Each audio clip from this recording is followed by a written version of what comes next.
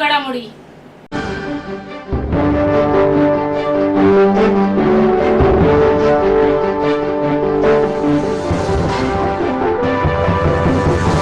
सफाई कामगारांना घरे मिळवून देण्यात आमदार संजय केळकर यांना मागील कार्यकाळात यश मिळाले असताना आता अधिवेशनात त्यांनी पुन्हा एकदा सफाई कामगारांना सरसकट वारसा हक्काचा लाभ मिळवून देण्यासाठी आवाज उठवलाय।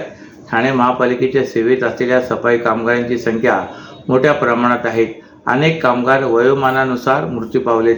त्यांच्या जागी त्यांच्या वारसांना नोकरी मिळून कुटुंबाला न्याय मिळावा यासाठी आमदार केळकर अनेक वर्षापासून लढा देत आहेत। सध्या सुरू असलेल्या नागपूर येथील हिवाळी अधिवेशनात त्यांनी पुन्हा एकदा सफाई कामगारांच्या वारस हक्काचा प्रश्न उपस्थित करून शासन स्तरावर प्रयत्न करून न्याय देण्याची मागणी केली।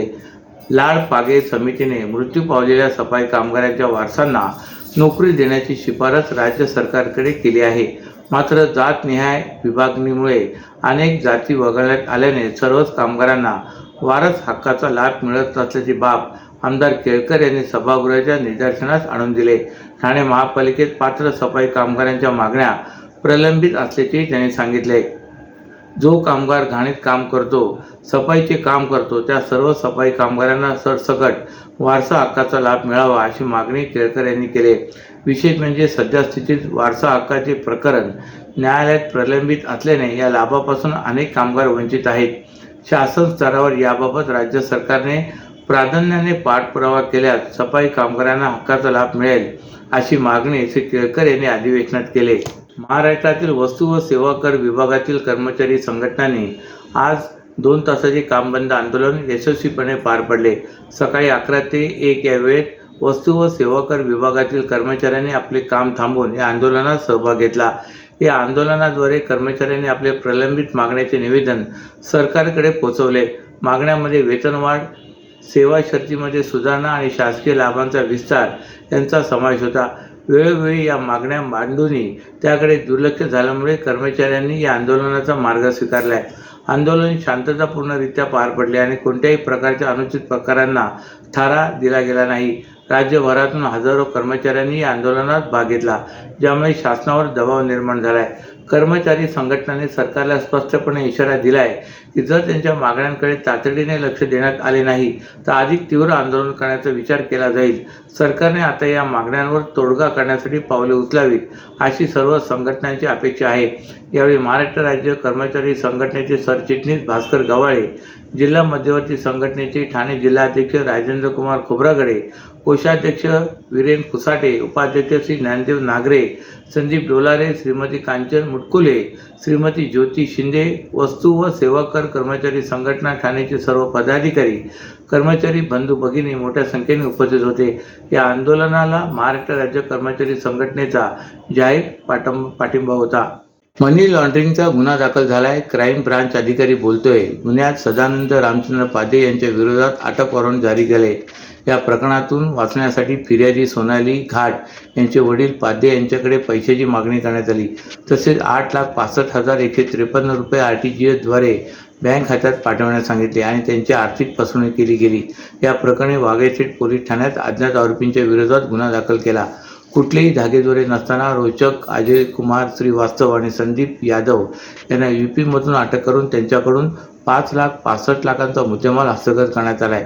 यामध्ये वाहन, मोबाईल, सिम कार्ड, वीज डेबिट कार्ड, विविध बँकांचे 9 चेक असा मुद्देमाल हस्तगत करण्यात आला आहे। चितळसर मानपाडा येथे राहणाऱ्या फिर्यादी सोनाली घाट यांनी या प्रकरणी तक्रार दिली होती। त्या तक्रारीचे अनुषंगाने वाघेशेठ येथे वास्तव्यात असलेल्या सदानंद पादे यांना एक फोन आला। त्या फोनवर राकेश सिन्हा नावाने एक व्यक्तीने तो गुन्हे शाखेचा अधिकारी असल्याचे सांगताना तुमच्या नावाने मनी लॉन्ड्रिंगचा FIR दाखल झाला आहे, तुमच्यावर नरेश पांडे यांनी अटक वॉरंट जारी केलं आहे अशी बतावणी केली। तसेच हे प्रकरण मिटवण्यासाठी फिर्यादी घाट यांच्या वडील पादे यांना निर्दोष सर्टिफिकेट देण्यासाठी त्यांच्या बँक खात्यामधून 8,65,153 रुपये इतकी रक्कम RTGS करण्यास सांगून त्यांची आर्थिक फसवणूक केली। सदर फसवणुकीबाबत वाघेशेठ पोलीस ठाण्यात गुन्हा दाखल झाला होता। या गुन्ह्यात कोणतीही माहिती नसताना पोलिसांनी तांत्रिक विश्लेषणाच्या आधारे गुन्हा उघडकीस आणलाय। सायबर गुन्हेगार हे UP-मध्ये असल्याची माहिती मिळाल्यानंतर वाघे पोलिसांनी सूत्र हलवीत उत्तर प्रदेशमधील त्या रोचक, अजय कुमार श्रीवास्तव आणि संदीप यादव यांना ठाणे शहर पोलिसांनी 14 डिसेंबर 2024 रोजी उत्तर प्रदेशमधून अटक केली. अटक दुकली करून हस्तगत केलेल्या बँक खात्याचा तपास केला असता त्याने आतापर्यंत 59 जणांची फसवणूक केल्याचे उघडकीस झाले. तसेच त्या दुकलीने फसवणूक केलेली रक्कमही क्रिप्टो करन्सीमध्ये परावर्तित केलेली असल्याचे तपासात निष्पन्न झाल्यानंतर जवळपास 4,000 क्रिप्टो करन्सी अंदाजे 3,20,000 रुपये इतक्या रकमेचा शोध लागल्याचे पोलिसांनी सांगितले. पुढील तपास पोलीस निरीक्षक प्रवीण सावंत करतायत. महाराष्ट्रातील भगिनींना आधार देणारी राज्य शासनाची मुख्यमंत्री माझी लाडकी बहीण योजना. या योजनेअंतर्गत अल्प उत्पन्न गटातील 21 ते 65 वयोगटाच्या भगिनींना मिळणार दरमहा 1,500 रुपयाची मदत. अर्ज करण्यासाठी 31 ऑगस्ट 2024 पर्यंत मुदतवाढ. कुटुंबाचं वार्षिक उत्पन्न 2.5 लाख रुपयांपेक्षा कमी असलेल्या महिला पात्र. कुटुंबाकडे पिवळं किंवा केशरी रेशन कार्ड असल्यास उत्पन्नाचा दाखला आवश्यक नाही. पांढरं रेशन कार्ड असेल किंवा रेशन कार्ड नसेल तर कुटुंबाचं वार्षिक उत्पन्न 2.5 लाखांपेक्षा कमी असल्याचा दाखला आवश्यक. योजनेसाठीचा ऑनलाईन अर्ज नारी शक्ती दूत ॲपवरून किंवा पोर्टलवर भरता येईल.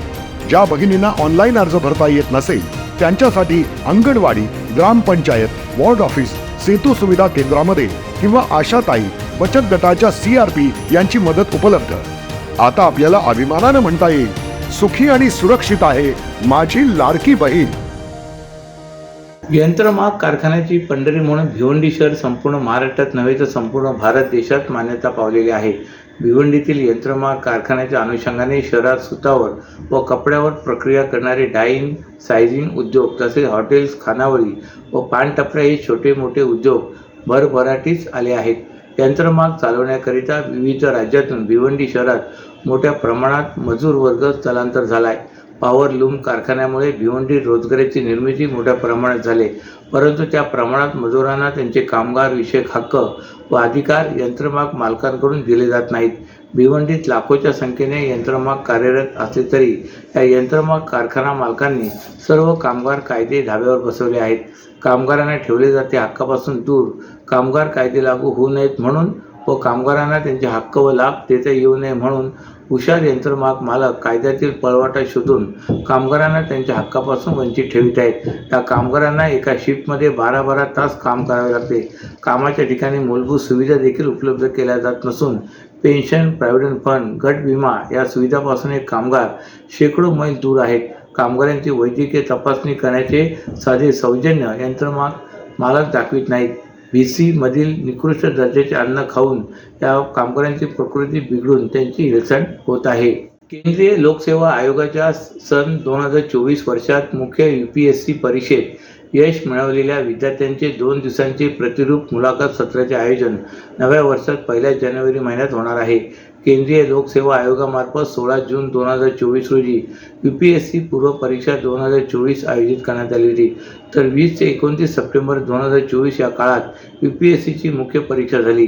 या मुख्य परीक्षेत उत्तीर्ण होऊन अंतिम मुलाखतीत पात्र झालेल्या विद्यार्थ्यांसाठी चिंतामणराव देशमुख प्रशासकीय प्रशिक्षण संस्थेमार्फत महापालिका आयुक्त सौरभ राव यांच्या निर्देशानुसार 2 दिवसीय प्रतिरूप मुलाखत सत्राचे आयोजन करण्यात आले. ठाण्याच्या चिंतामणराव देशमुख प्रशासकीय प्रशिक्षण संस्थेत होणाऱ्या प्रतिरूप मुलाखतीत असलेल्या पॅनलमध्ये अतिरिक्त मुख्य सचिव महाराष्ट्र शासन KP बक्षी, ठाणे महानगरपालिका आयुक्त सौरभ राव, पोलीस आयुक्त रेल्वे मुंबईचे doctor Ravindra Shisve, commander 38 battalion अलीगडच्या श्रद्धा पांडे, IPS अधिकारी मोक्षदा पाटील, अतिरिक्त संचालक DRI मुंबईचे राजलक्ष्मी कदम, उपायुक्त कस्टम विभागाचे अक्षय पाटील, CIU नावाशेवा निकम, मुंबई विद्यापीठाच्या राज्यशास्त्र विभागाचे प्राध्यापक डॉक्टर मृदुल निळे, स्पर्धा परीक्षा मार्गदर्शक भूषण देशमुख आदी मान्यवरांचा समावेश आहे.